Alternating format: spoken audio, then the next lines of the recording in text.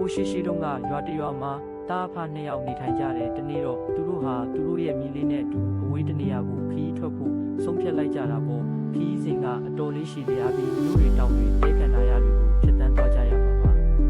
ခီးဆက်ထွက်တော့ဖခင်ဖြစ်သူကသူ့သားကိုမိဖို့စီခိုင်းပြီးသူကိုယ်တိုင်ကတော့ဘေးကနေလက်လျှောက်လိုက်တာလေပထမဆုံးမြို့ကလေးကိုရောက်တဲ့အခါ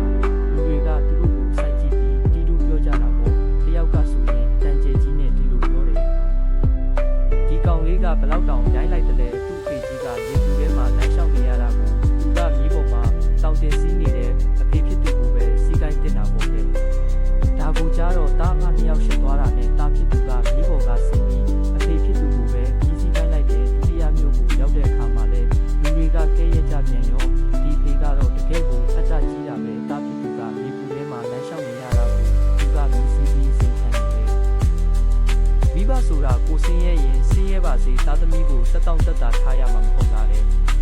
ဒါကိုကြားတော့လေသူတို့2ယောက်ထက်ရှက်ပြန်တာနဲ့အဖေဖြစ်သူကမိဖို့ကဆင်းလိုက်ပြီး2ယောက်လုံးလက်လျှောက်ကြတာပေါ့တတိယမျိုးကိုရောက်တော့လူတွေကသူတို့ကိုတောင်းနေကြတယ်ဒီခီးတဲ့တွေကတော့တကယ်အယူတွေပဲမိဘရဲ့နဲ့မစီကြဘူးမစီရင်ညီမွေထားတာဘာထူးမှလဲဆိုပြီးဝိုင်းလောင်ကြတာပေါ့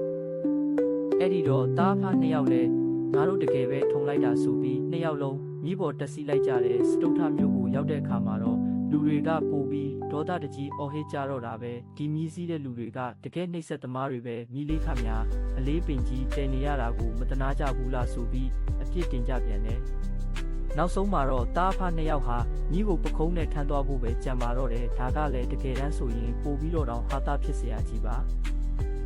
အဲ့ဒီလိုနဲ့ရွာပြင်ကတစ်ပင်တပင်အောက်မှာထိုင်နေတဲ့ဖုံးတော်ကြီးတစ်ပါးနဲ့တွေ့ကြတယ်တားဖာ2ယောက်ကသူတို့ကြုံခဲ့ရတဲ့အဖြစ်အပျက်တွေလူတိုင်းစိတ်ချမ်းသာအောင်ကြိုးစားခဲ့ပေမဲ့အပြစ်တင်တာပဲခံခဲ့ရတဲ့အကြောင်းတွေကိုရှောက်ထားလိုက်တယ်ဖုံးတော်ကြီးကသူတို့ကိုစိတ်ရှည်လက်ရှည်နားထောင်ပြီးတော့မှအခုလိုမိန့်ကြားလိုက်ပါတယ်တငယ်ချင်းတို့လူတွေပြောတာကိုဂယုမစိုက်ပါနဲ့အရာရာကိုဝေဖန်ပြစ်တင်တတ်တာဟာလူတွေရဲ့တဘာဝပဲမင်းတို့ဘာပဲလှုပ်လှုပ်သူတို့ကတော့အပြစ်ရှာနေကြမှာပဲ